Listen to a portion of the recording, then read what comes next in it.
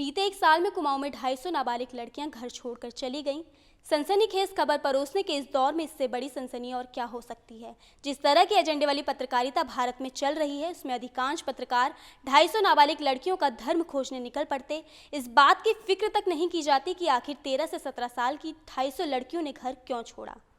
नमस्कार, मेरा नाम है पूनम और आज के इस वीडियो में जानते हैं क्या है कुमाऊं की 250 लड़कियों के घर छोड़कर जाने की खबर का पूरा सच। बीते सप्ताह दैनिक हिंदुस्तान में कुमाऊं की 250 लड़कियों के घर छोड़कर जाने से जुड़ी एक खबर छपी थी। इन लड़कियों की उम्र 13 से 17 साल के बीच बताई गई है।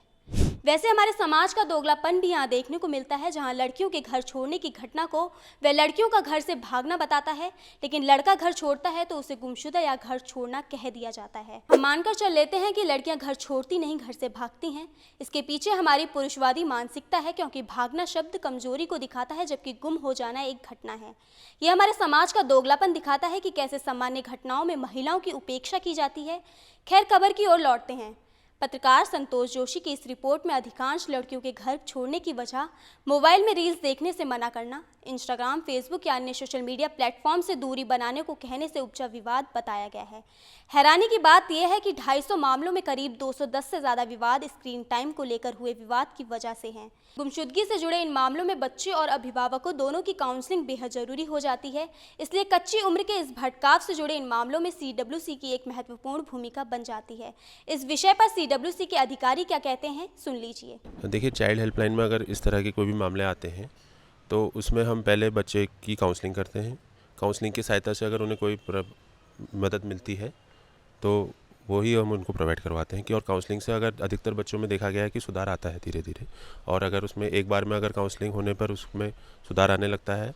तो दूसरी बार उसकी अगर आवश्यकता पड़ती है तो दूसरी बार भी उसकी हम काउंसलिंग करते हैं। तो उसको लगातार हम फॉलोअप लेते रहते हैं कि बच्ची अब क्या कर रही है, क्या नहीं कर रही है, और क्या किस तरह से वो रह रही है, कैसे कर रही है, कैसे स्कूल जा रही है कि नहीं जा रही है, सोशल मीडिया से अब उसमें कितना प्रभाव आ रहा है, ये सब हम करते हैं। आज स्क्रीन टाइम एक बड़ी समस्या बन चुका है। क्या बच्चे क्या बूढ़े सभी मोबाइल के लती हो चुके हैं। ऐसे में एक बड़ा सवाल है कि बच्चों में मोबाइल की इस बढ़ती लत को कितनी गंभीरता से लिया जाए और अभिभावकों को बच्चों के साथ किस तरह से पेश आना चाहिए। इसे समझने के लिए हमने बातचीत की वरिष्ठ मनोचिकित्सक डॉक्टर युवराज पंत से। सुनिए इस पर उनका क्या कहना है। अभी हाल ही में एक रिपोर्ट आई थी कि 250 जो लड़कियां हैं वो घर से इस वजह से नाराज़ होकर गई हैं क्योंकि उनकी मम्मी पापा ने फ़ोन नहीं चलाने दिया। तो इसको आप कैसे देखते हैं और क्या कारण लगता है आपको इसके पीछे?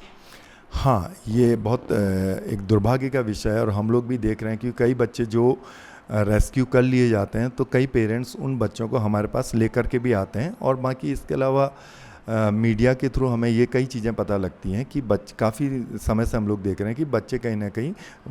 घर से भाग जाते हैं। मैंने बताया, जैसा आपको मैंने पहले भी बताया, कि इस हद तक बच्चे जा रहे हैं कि वो आत्महत्या जैसी कृत्य को भी करने से पीछे नहीं हट रहे हैं। तो भागना उसके एक स्टेप कहीं ना कहीं नीचे है, क्योंकि देखिए कहीं ना कहीं हम समाज में देख रहे हैं कि बच्चों में भी एक जो टॉलरेंस है वो धीरे धीरे कहीं ना कहीं कम होती जा रही है। और सोसाइटी में जो एक जो मॉरलिटी की हम लोग बात करते हैं, जो नैतिकता की बात करते हैं, वो भी कहीं ना कहीं हमारे पाठ्यक्रम से कहीं ना कहीं ख़त्म होता जा रहा है। तो अर्ली एज से ही बच्चों को कुछ इस तरह के संस्कार या इस तरह का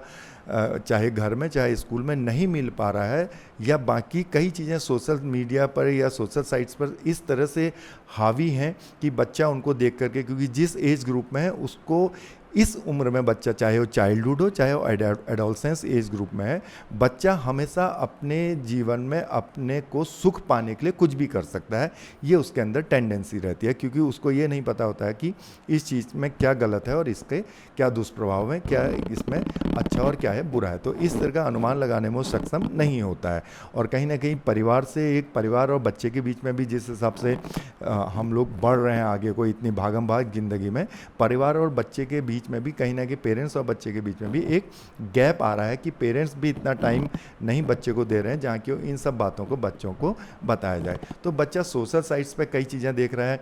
जिस तरह की एक कलरफुल लाइफ सोशल साइट्स पे दिखाई देती है, जबकि वो रियल लाइफ है। हम बार बार कहते हैं, अक्सर ये चीज़ें हमारे सामने आती हैं कि वो रियल लाइफ है, रियल लाइफ नहीं है। तो बच्चा रियल लाइफ और रियल लाइफ के डिफरेंस को नहीं समझ पाता है और उसको रियल लाइफ ही अच्छी लगती है, जिस कारण वो किसी भी तरह उस लाइफ को जीना जीना चाहता है या उस रास्ते पे वो चलना चाहता है। तो कहीं ना कहीं अगर पेरेंट्स उसके इस रास्ते पे चलने पर व्यवधान पैदा करते हैं, जैसे हम लोग देख रहे हैं कि कई बच्चे हमारे पास पेरेंट्स इसलिए लेकर के आते हैं कि घर वालों ने उसको एंड्रॉयड फ़ोन नहीं दिया है, क्योंकि एंड्रॉयड फ़ोन से ही कहीं ना कहीं वो सोशल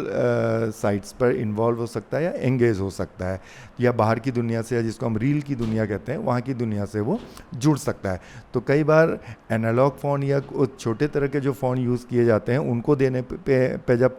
बात की जाती है तो घर वाले बच्चा उसको पूरी तरह से नकार देता है, क्योंकि उसके मन मस्तिष्क में कहीं ना कहीं ये चल रहा है कि मेरे क्लासमेट्स या मेरे पड़ोस के या मेरे रिश्तेदार कई ऐसे बच्चे हैं जो अन्य लोग भी इस तरह के मोबाइल का यूज़ कर रहे हैं। तो कहीं ना कहीं किसी दूसरे दोस्त या साथियों से जब वो इस मोबाइल के विषय में उनको जानकारी मिलती है तो उस तरह का होना और करना या बनना वो भी खुद चाहते हैं। तो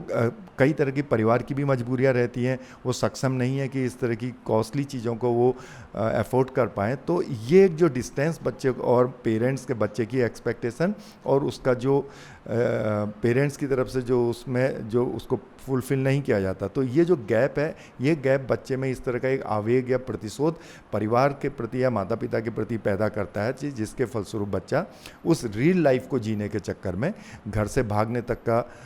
जो कार्य है वो बच्चा कर रहा है, जो कि कहीं ना कहीं अगर बच्चा इस तरह से घर से निकल रहा है तो कहीं ना कहीं कई तरह के बच्चों को लेकर के कई तरह की जो दिक्कतें समाज में आती हैं वो कहीं ना कहीं किसी अपराध जगत में कहीं ना कहीं इन्वॉल्व होता है, चाहे वो लड़का हो चाहे वो लड़कियां हो। हम लोग देखते हैं कि, और ये देखा भी गया कि या तो कहीं रोड साइड में कोई सामान बेचेगा कल के दिन, या कहीं वो होटल रेस्टोरेंट या ढाबे वगैरह में काम करता है, या वो आगे चल कर के ड्रग्स या इन दूसरी चीज़ों में पड़ता है, आगे चल के उनको एज ए ट्रैफिकिंग या एज ए उनको कैरियर की तरह ड्रग्स या दूसरी चीज़ों में उसका इस्तेमाल भी करता है। कई तरह से उनको मोलेस्ट किया जाता है, कई तरह से उनको शारीरिक और मानसिक शोषण का शिकार वो लोग बनते हैं। फिर इस लेवल पर वो पहुंच जाते हैं अपने जीवन में कि वापस आना उनके लिए बड़ा मुश्किल होता है, क्योंकि वो घर छोड़ के भागे होते हैं। तो कहीं ना कहीं हम परिवार, समाज और हम सब की ये जिम्मेदारी बनती है कि इन चीज़ों को रोकने में हम लोग आपस में मिल करके बैठें, बात करें, और बच्चे के और इस एडोलसेंस एज में जो भी बच्चे के अंदर जो परिवर्तन हो रहे हैं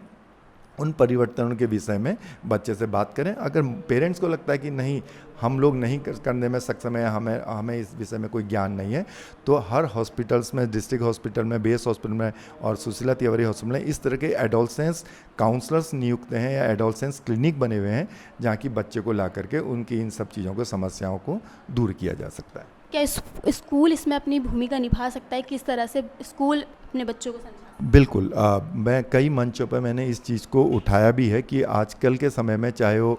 जितने भी स्कूल हैं उन स्कूल्स में पीटीएम का एक कॉन्सेप्ट बहुत कॉमन है। तो मैं कई मंच पे ये कहता भी हूँ, कभी स्कूल्स में मुझे कोई सेंसिटाइजेशन या अवेयरनेस प्रोग्राम के ऊपर लेक्चर के लिए बुलाया जाता है तो मैं वहाँ कहता भी हूँ कि जब आप मंथ में एक पीटीएम करें तो उस पीटीएम में सभी अभिभावकों को अनिवार्य रूप से उसमें बुलाया जाए, ताकि और वहाँ चाहे आपके ट्रेंड कोई बायोलॉजी के टीचर्स हैं या ट्रेंड वो काउंसलर्स हैं या अन्यथा गवर्नमेंट में जो काउंसलर्स हैं उनको बुला करके महीने में एक दिन इस तरह का सेंसिटाइजेशन या जागरूकता अभियान पेरेंट्स के लिए होना चाहिए। क्योंकि जिस तरह से बच्चे के व्यवहार में जो भी परिवर्तन आ रहे हैं पेरेंट्स की नज़रों में बड़े सामान्य होते हैं, लेकिन एक जो काउंसलर साइकोलॉजिस्ट होते हैं वो उस परिवर्तन के पीछे के जो कारण हैं उनको वो जानते हैं। तो इस तरह के परिवर्तनों के विषय में अगर सभी पेरेंट्स जागरूक होंगे तो अर्ली एज में, बहुत जल्दी समय पर बच्चे में हो रहे बदलाव को वो आइडेंटिफाई कर पाएंगे, ताकि भविष्य में वो किसी गंभीर दिक्कत या समस्या का में वो ना पड़ पाए, इसको पहले ही रोका जा सकता है।